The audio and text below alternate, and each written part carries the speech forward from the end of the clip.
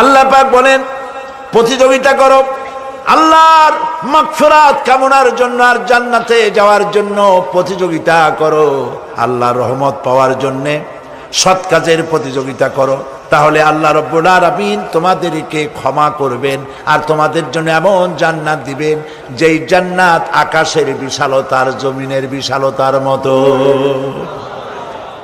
এই বিরাট জান্নাত তোমাদেরকে দিবেন। এই জান্নাত চিরস্থায়ী সুখ এবং শান্তি জায়গা হবে।